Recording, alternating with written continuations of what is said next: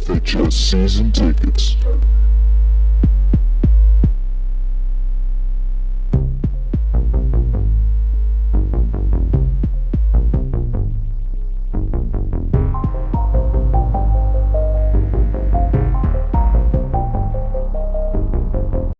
Welcome back to another episode of FHS Season Tickets. I'm Michael. And I'm Nick. And today we're going to be starting talking about Fairview Sports and the football team with their third straight win. We're repping. We're on that win streak. Champs, question yeah, mark? We're on that win streak. Confidence rising. Beat Oberlin 40-20, I think the score was. It was Clearview. Clearview, sorry. I'm still thinking about that Oberlin game where We're we still beat all back. happy about that Yeah, Oberlin but game. anyways, Clearview, which is even a bigger shocker. Clearview was actually coming in looking like a way harder A favorite, yeah. Yeah, I was not expecting a win at all. But They have a big 21-0 6-5. after 3 minutes. Yeah, it was the craziest. Dude, the student section was just in awe. Like, what team is this? Are we suddenly transported into Ed's on Saturday? I did not know. We were like, what is going on? But hey, we'll take it. Some notable performances. Phil Kill with his first game back went off as usual. He's a beast. He had 3 touchdowns. Yeah. McQuaid pick 6 and a receiving touchdown. McQuaid going off as well. Seniors really showing out on senior night. Really great for them. Now we're going to head into the Columbia game. If we win that, we lock up conference champs. So. Yeah, the division conference. Well, they call it conference champs. Yeah, we call it so conference. We're going to call it conference champs. And Mike, what happened with the soccer games? Yeah, the boys soccer team beat St. Martin de Port 6-2. They played JV most of the second half. Could have been a lot worse than that. They play their first playoff game on Tuesday against Cloverleaf, a team they've already beaten 5-0 earlier on in the year, so they're looking very confident to advance there. Nick, the cross country had their conference meet. Did we bring home some good news? So Connor and Momo both getting top 5 finishes. Paul and Jack sneaking in the top 10. And then Peter got 16th place. So really solid performance from the boys. The girls, I believe, got 3rd place in Yeah, they got conferences. 3rd place. That's Ellie really Kaufman, solid. 3rd place individually. Yeah. And then also Sarah Geary and Delia Lowry were second team all conference. Yeah, but also a quick shout out to the middle school. The boys won conferenses, and they have this burner, this kid that I saw, Ben Osborne, running a 17:55 is his PR. Or 17:45 in middle school. That's something to look forward to. We'll be covering a lot of him and the cross-country team next year. Can't wait till that gets started. Mike, I think we're done with Fairview Sports. Oh, we got a couple more things to talk about. Do we? As you mentioned, the youth of the program, not one senior finished in the Yeah. top 5. So cross-country program will be even better next year. That's just a scary thought for PAC teams because we already won the conference title by a lot. Flying with a 17:45 in 8th grade. That's insane. Yeah, that is pretty wild. Now we're going to talk about college football, and I need just 30 seconds to praise my Vanderbilt Commodores.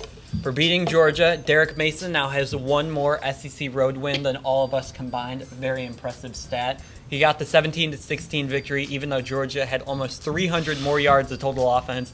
My boy Zach Cunningham, 19 tackles. He's the best linebacker in the SEC, one of the best in the country, and he had another fantastic game, leading the SEC in tackles. And Vandy got a huge victory. But now let's get into some better teams than Vandy, in all honesty. First, talking about Clemson, they survived a huge scare against North Carolina State, a missed field goal, let the game go into overtime, and Clemson eventually got the win. Nick, I know you're very down on Clemson. Tell me why. Well, first off, I feel like we're catching ourselves saying another almost close game with some of these subpar teams, especially the Troy couple weeks ago. And then we have that close game against Louisville when Louisville was in the struggle bus in the first half. Couldn't move the ball on offense, and that's their calling card. And then now against NC State, couldn't really do much.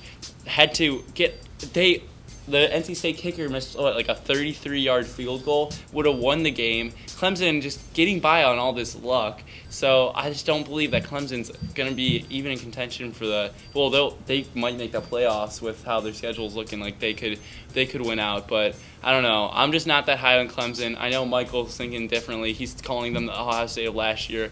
I think it's a different story. Ohio State of last year struggled, yes, for what they should have been, but they had 8 NFL draftees, like 3 in the first round, I think. That team was loaded. Clemson this year has a Deshaun Watson who's struggling, already, I think, thinking about the NFL, and he should just be thinking about college right now because his draft stock, he's already listed below Deshaun Kaiser in Matt Miller's draft. Some even have him below Brad Yeah, too. So he should be thinking about that here and now because that's what's going to be people are going to be thinking about come draft day. I just don't think Clemson's really underperforming right now, and for me, it's starting to look like the norm. Christian, what do you think about it? I'm exactly with you. Yeah. I feel like Clemson is really underperforming, and they're just not impressive. Deshaun Watson hasn't been too impressive. He was the number one quarterback going into the year, and he just fell off. NFL scouts have Brad Kaya over him. Yeah. And I honestly don't even watch Brad Kaya. And Miami's awesome, man. yeah. I love the cane. And I don't. When we were talking to Cole Kublik, he said their offensive line isn't that impressive, which I completely agree with. I feel like their defense is solid, but their offense just can't hold it together. Yeah.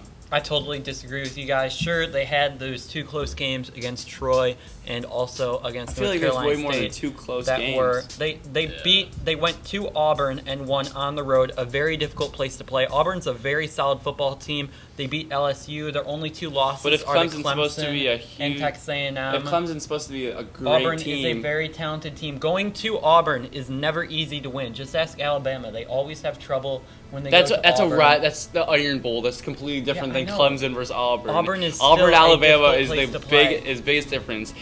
An Alabama fan took down the memorable tree for that rivalry. It's the craziest difference. I just don't agree with you on that topic. But do you have any other thoughts on that? Yeah, they absolutely destroyed Georgia Tech on Thursday Night Football. Just demolished them. And also, they beat a Louisville team. You guys are not crediting this Louisville win. Louisville is one of the 7 best teams in the country, and you're acting like Clemson should have lost when they beat a very good Louisville team. How many other teams in the country can you say beat a top 7 team right now and one of the top 10 teams? Clemson is one of the best teams in the country, and they also have one of the best resumes in the country as well. I have a key difference for you for the Ohio State thing as well. Ohio State had quarterback controversy, which Clemson in no way has. So that demoralizes your team if you have the starting quarterback. They have Deshaun Watson, who's a constant in their program. You had Cardale Jones and Barrett fighting for the spot, completely splits the team. I just feel like it's a way different scenario than last year. Not as much talent. Now we're gonna get into Alabama, Tennessee, and Alabama put a whooping on Tennessee. Literally took them and just gave them a little smack. That was just unreal. Alabama's running back put his hand in the face of I was unreal. a Tennessee fan. Who's the running back? Bo Scarborough. Is it? Dude, last year he was showing flashes. Is he doing well this year? Yeah, I was always wondering. I mean, it's Alabama. You're right. You're running back at Alabama. You've got one of the best offensive lines in the country, and also you're playing from ahead basically every game by a lot. Yeah, but so Alabama just fed the ball. Ridiculously talented, especially on the defense as always. Special teams too. 8 defensive players this year have touchdowns. That is just a ridiculous stat. I don't even understand it. I mean, I do understand it. The recruiting, Alabama, I'm going to pick them to win every game unless they're going up against Ohio State or Auburn maybe, if I'm feeling it. Because the Iron Bowl, as we just talked about, is just crazy stuff happens in the Iron Bowl. But other than that, Mike, what do you think about the game? Auburn, that's really out there. I love Auburn, but against Alabama, no chance right now. The Crimson Tide took advantage of it. But if they win this year, I'm bringing back the tape. I'm rolling back the tape. And when Alabama wins by 21, I'm going to be bringing back the tape. Hey, I didn't say that they would win. I said maybe they will. The Auburn, maybe they will. Okay. Alabama completely ran them off the field. They completely just took Tennessee, bent them over, got the wooden spoon, and started beating them. Literally. That's all I have to say. Yeah, we'll do a full preview of the Alabama A&M game on our Friday episode. That game should be absolutely massive, and they're the only remaining undefeated teams in the SEC, so that'll be a great game. Next, we'll be talking about Ohio State versus Wisconsin. It was a really close, hard-fought game. Yeah. I thought it was extremely interesting. But before I give my 50 cents about it, what's yours, Nick? I just think that Wisconsin just let one go, really. Like, everything, first half, everything was trending towards Wisconsin's way. It looked like it was going to be one of those losses that Ohio State takes, and people have to debate on whether they're playoff worthy if coming down the line they beat, like, Michigan, but they're losing to Wisconsin. But anyways, Urban Meyer says no. He's not going to lose a road game. They're still undefeated. Urban Meyer at Ohio State is still undefeated in road games. That is unprecedented. Ridiculous. Literally, I don't understand it. Ohio State, so talented, they're playing like such a good team this year. Last year they were really, really talented, but they didn't know how to put it they together. just weren't putting it together until late in the season. This year, I just think it's just a very cohesive unit. Urban Meyer coaching these men really well. It's looking like an Alabama 2.0. I don't think anyone can beat them. Mike, what do you think? The Buckeyes are so talented, but they're also really young. And in this road situation, they had some inexperienced mistakes, a bunch of drop passes by both teams. But I recognized a couple from Ohio State. Ohio State really never controlled the line of scrimmage all game either, so J.T. Barrett and also Mike Weber had a very difficult time creating some holes against the tough Wisconsin defense. And it was just a hard-fought game throughout the whole Wisconsin's game. a lot better than I thought they were going to be. Yes, they are and a lot better I than I love thought. Paul Chryst as a coach. He Yes. coached at Pitt, right? Was it Pitt? Yeah, I think it was No Pitt. idea It where was he coached Pitt before. And Paul Chryst is bringing this Wisconsin team from Bielema. They were good. Now, I think They made 3 then Rose Bowls with Bielema. Yeah. Come on. No, yeah, they were You're good. underrating it. No, I said Bielema was good, but then they lost steam when he left. I was gonna say that, Mike. Let me finish. And then now I think they're gonna bring up back that regime. It's kind of a different playing style. I like the defense Paul Chryst brings. I really like this team. Christian, do you want to say anything about this game? Yeah, I just thought it was like a really interesting game. I thought it was extremely fun to watch. It was back and forth. I think it's just Ohio State was facing so much adversity through like the first half. For them to overcome it after the first half, it was just amazing to see. Yeah. It was because they have so much just young talent, Yeah. and sometimes it's hard for you to put it together when you're like that young. Yeah, sure. Something I have to say about Wisconsin, I actually think they're probably a little bit overrated right now. Compare them to Auburn's resume. Both of them have beaten LSU, and also both of them have lost to undefeated teams, Ohio State and Michigan for Wisconsin, and Auburn has lost to Texas A&M and also Clemson. And Auburn is getting barely any love in the top 25 poll because they have 2 losses, but Wisconsin has a solid place in the top 10. Even though they have 2 losses. I think that's pretty ridiculous. They're not going to be the top 10 after this Ohio State loss. They were top 10 they were 10th in one of the polls and 11th in another one. And Auburn's at like 21. So Wow, just okay. the gap of that. And Wisconsin's big win this year is the Michigan State team that gave up 54 points to Northwestern. Michigan State's just really bad this year. They already have 4 losses. Michigan State, Stanford, Notre Dame all just shock me this year. Shocking how football has become. Like All these it's well-coached unreal. teams that you think are well-coached, maybe they were just getting a little bit lucky. Yeah, but D'Antonio, he's like, you gave him like an 8 or a 9, right? Yeah, he's a great coach. His team just isn't that talented this year. Yeah. Sparty fans don't realize this. Like, before the year, I said that Michigan State was overrated because they were in the top 10. And I looked at their Vegas win total of 7.5. I'm like, this team isn't going to win that many football games this year. And all these Michigan State fans were like, every year you doubt D'Antonio, and D'Antonio always comes through. 2-4 this year. I'm sorry, Michigan State fans. You're just not good. So now we're going to get into a personal topic I wanted to do. Pac-12 being so down this year. You have Washington at the top, which Washington's a really good team. I love Chris Peterson, but you would never expect that. Or if you're a Pac-12 fan, want that. You want USC, you want Stanford to be good, to just overall bring your conference higher. USC seems like a 4th straight down year. Ever since Barkley, Yeah. Matt Barkley, senior year, was supposed to just dominate. They were ranked number 1 over Alabama. I think that was like 2012. And they lost to, like, Washington State. Ever since then, in the 4 years, they've just been so bad. Like, it's kind of hard to watch this Pac-12 this year. You always count on them to be really exciting. You have Oregon again too, like Oregon, So USC. USC, Stanford, UCLA, too. UCLA, Stanford, all of these teams, they years be past, they could be like all in like the top 25, and now no, they're all out of the top 25 except Washington, team you wouldn't expect. Good for them, but the Pac-12 is just so bad this year. Not even the offense is good. Oh, who did Oregon lose to last weekend? It was someone crazy that I just had to look at and just They just suck. facepalm. I forget who it was. It was some like I don't even know. The Pac-12 is in a bad spot because their 3 best teams, 2 of them are from Washington and one's from Colorado. From a marketing standpoint from the Pac-12, that's really bad. You want your best teams to be Stanford, USC, and UCLA. Even Oregon, And, like with those. Oregon with that, too, yeah. with the uniform stuff like that. With that, like, it's the bad complex, when your 3 best teams, 2 of them are up in Washington. That won't help your And conference. another one's a new team in Colorado. And 4th is honestly probably Utah.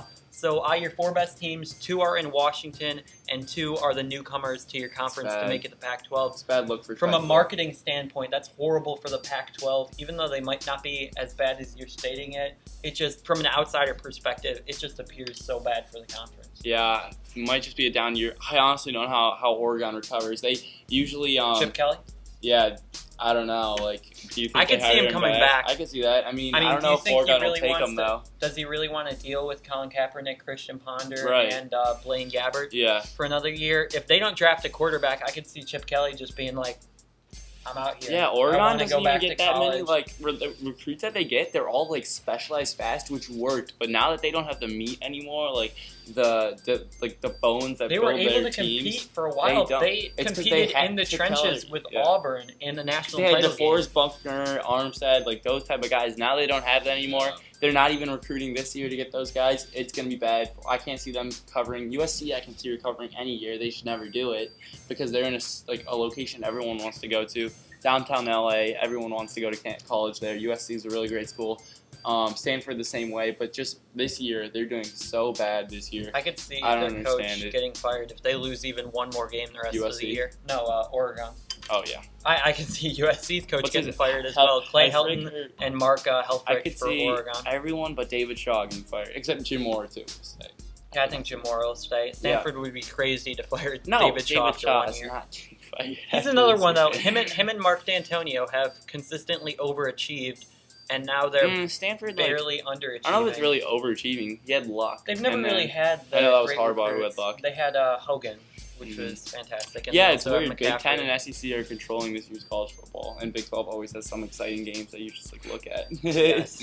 Big 12 But does they're have some really not- exciting games. They only have 2 undefeated teams right now, Baylor and West Virginia. Oh yeah, you want to talk about Do you that? guys think either of them are for real? No, no, I do not. Couple of what about No, man, they're not for real. Baylor lost their coach, lost a ton of talent last year, and they're having a really weak schedule this year. Yeah, No way. that was their schedule. You read it off like before. Yeah. Oh no. Yeah. Their schedule is nothing. If you guys, we did this before the show. I read off the schedule. It was like Northwestern State, SMU, Rice, Oklahoma State, Iowa State, and Kansas. Combined opponents record of 8-26. They're undefeated though. They are undefeated, and they might You be. gotta give them some credit. They might Wait, win where are they into even the ranked? top 10. Where's Baylor? They were 11 last week. I think they Oh my moved up to God. 10 this week. I don't think they're going to go undefeated. I don't even think they go 11-1. But I think people slept on Baylor preseason. I think that they They lost their head coach. I think they overreacted to Art Briles leaving, and they still had a lot of talent on the offense. Guys like Katie Cannon and also Seth Steven. Russell. Just a super talented team still in Waco, Texas, and I think they go 10-2. I thought they'd go 10-2 before the year. I thought they'd be undefeated with this grueling schedule so far, but Yeah. I don't think they remain undefeated. Still think they lose 2 games, but I think people slept on Baylor at the start of the year. And now we're going to jump into the NFL. First thing we're going to talk about, like usual, the Cleveland Browns, and like usual, they took a loss, but something we're going to talk about away from the game. A lot of fans have been giving Hugh Jackson some slack or just bad publicity for going for 2, down 9 after scoring a touchdown. And I just don't think these fans really understand like simple Bro, math. no, Coupland, they're tell me just- what you just said off camera. They're just arrogant. Like if we made the field goal or we took a field goal, then we would still have to do the 2-point conversion regardless. Yeah. So You're gonna have to get it either way. Why not Yeah. get it then? I don't get why fans think that since they didn't get a 2-point conversion there, that we would have gotten it next time. Yeah. And that made no it's sense. less to me. pressure too at that Yeah. point in Yes. time. So like, just talking about the game though, real quick. It's crazy how Hugh Jackson is getting considered to be doing a top 10 coaching job in the NFL by going 0-6. But I might do be. agree with them He do. because Hugh Jackson is If the doing- Browns fire Hugh Jackson, Okay, I that might have would to just stop be- being a Browns Right. fan. No, that would Hugh just Jackson, be asinine. dude, he's a great coach. Yeah, he's really good. He's been maximizing. Literally. He went the 8-8 with success a out of bad every- Raiders out team. of every player, and let alone that are like these players on the Browns. So Not young. all of them are just like, dude, we're lacking talent. Yeah. and he's like, oh, Yeah, he's literally he's motivating these guys, yeah. and just like a showing of that was the Browns were down 28-13 with what I think like 5 with minutes 3 to minutes go. left, and we went on 2 drives. 20-13. Yeah, 2 drives. Got it to. We ended up losing the game 28-26. I think the score was, and Yeah. it's just that he's doing a good job. It just sucks that it has to be 0-6. We have to be like this, but we need talent. Definitely shouldn't fire Hugh Jackson. I hope he doesn't get demoralized and want to leave, jump ship. I hope he stays in for the long haul. Then once we start winning again, maybe like 2 years from now, next year, it could be really fun in Cleveland. Yeah. But we just have to get through this grind like we have been for the last 20 years. I think So I think it's just crazy how it's like we're 0-6, but we kept it close We're playing every well game in except every the one, except for when we played the Philadelphia. Patriots. Oh, and the Patriots. Yeah, I Yeah. forgot about. I mean, the Patriots I didn't really count because we Yeah. all knew Tom Brady coming back. That was going to be a very rough game for the Browns. But I So- really like what Hugh Jackson is doing. I think Yeah. Browns fans are getting really arrogant, like you said. Yeah, ignorant. I don't know what they're expecting from this such young team. There's not much veteran leadership, less Yeah. veteran leadership than any other locker room in the NFL. I think Hugh Jackson is doing a great job. Totally, we should keep him. Brown's still in line for that #1 pick, but there have been some positives. Ignore this year, ignore next year. Year 3 is when I'm going to truly start grading Hugh Jackson and the job he's You doing. know, with you know the what's Browns. shocking?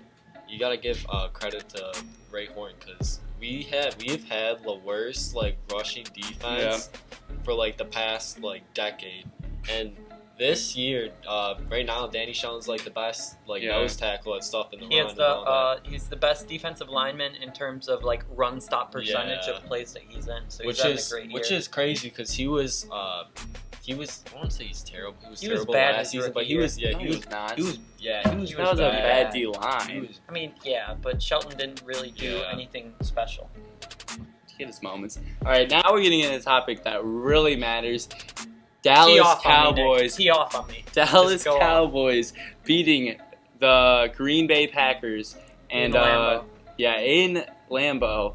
And Dak Prescott got his team at 5-1 now, in control, in the reins. Zeke and him going off. I said in the beginning of the year, I said before the season started, when Dak was doing well in the preseason, I said he is worth the hype. Michael, my co-host over here, said no, he's playing vanilla defenses. I was wrong. Preseason doesn't matter, but no, Dak Prescott leading America's team. Don't have Tony Romo replace this man when he comes back. Trade Tony Romo. Trade Des Bryant. Let this young team thrive. Literally, why would you trade that line? because he's just a cancer to the team. He's a cancer. Stop. He's not in right now. They're doing great. And once he gets in, he's just gonna be crying about the ball. He literally will. But anyways, I'm not hauling. They'll get draft picks. They'll get talent for him. Why not do it? Like, they're doing well without him. They beat some quality teams. But anyways, the point that really matters, Dak Prescott proving me right. Thank you, man. Mike, what do you got to say about this? You're crazy for thinking they should trade Des Bryant, but now I will admit Dak Prescott should be the starting quarterback for the Dallas Cowboys. Tony Romo should be the backup. He should probably get traded as an old quarterback. Oh no! Romo should get traded, I'll yes. take it all, Yes. and I took it all, and I admit that I was wrong. Good, you were. I know. No, I thought no. They shouldn't trade Romo because quarterbacks get hurt all the time. Dak gets hurt. And they traded Romo. Who are they gonna have? But you got to go all in for the Super Bowl Yeah, this go year. all in this year. You have to. You NFC have to is if you're the weak. Cowboys. You have to. Who are you They looking could at in they the could NFC? snag what The a good Vikings. defense. What? The Vikings are Yeah. really the only sound team, You had to and go the on. Falcons. You can't play for an The injury. Panthers sucked. Everybody hates the Packers, which I think is kind of ridiculous. I think they're a lot better than the media portrays them out to be. And also the Cardinals haven't been super impressive so far this year. Cardinals, This could be their year. Crap. This is their year. They gotta go all in for it. Yeah. And And Ezekiel Elliott's just been a freaking beast. Man. Yeah. Like, Leading the league in rushing. just I crazy. also- like 100 yards. It's the system. It's the offensive line that's letting these two young players thrive. But it's good that they're getting success now. They know what it takes. Like they're gonna go for it. They're developing. They're maturing right now. So it's looking good in America's team. It's looking good in Dallas, Texas. I think that's all we gotta say on that topic. Yeah. Any last calls till we wrap up the show? Everyone is underestimating the Cowboys defense. They've been locking up the number one receivers to under 70 yards every time.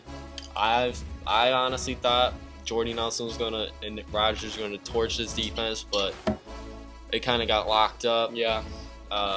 Cowboys proving everyone wrong. Nick, anything Sorry, else you I want to said say? Steelers just did really bad yesterday. Dolphins just destroying them. It just seems like the Steelers either Really win big or surprising. really don't. Philadelphia losing. It was a late comeback surge. Couldn't do it. Carson Wentz though still looked really, really good in that game. He's looking like a rookie of the year Good for the candidate. Browns Him and having Zeke. that Eagles first round pick. I'm glad you mentioned that. I Yeah. think that Carson Wentz is really solid, as much as it pains me to admit. Yeah. Another person I was wrong about. I thought that Wentz would not do well with the Eagles, but the Eagles just aren't that great. After losing their offensive lineman, their left tackle, that's a huge loss for them. Their defense, I think that though, is loaded. their defense is still Their pretty defensive solid. line, Fletcher Cox. Fletcher Cox is a whoever. dog. Their defensive line is very He's the good. Their best. secondary Yeah. is a bit questionable, but I think the Eagles Um, could start trending downward. Yeah. I still don't know if they win more than 7 games this year, to be honest. So Yeah. maybe the Yeah. Browns will Hope have a they top don't. 15 pick. Hope they I don't. know. I want That would at be least great.